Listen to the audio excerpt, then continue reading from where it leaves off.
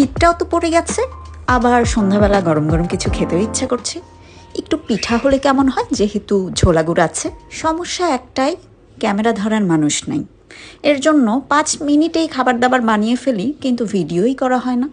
চলেন আজকে এক হাতে ক্যামেরা, এক হাতে পিঠা, দুটোই হয়ে যাক। প্রেমের প্রথম প্রথম মানুষ তো কত ধরনের গিফট পায়, এই ধরুন চকলেট, গহনা কিংবা ফুল। আর আমার হাজব্যান্ডের দেয়া প্রথম উপহার ছিল এই তাওয়াটা। এই 15 বছরে এমন কোনো সকাল নেই যেদিন আমি এই তাওয়াটা ইউজ করিনি। এটার সাথে আমাদের অনেক বড় ইমোশন জড়িত। চলেন কথা বলতে বলতে মাত্র কিছুক্ষণের মধ্যে পাটিসাপটা রেডি।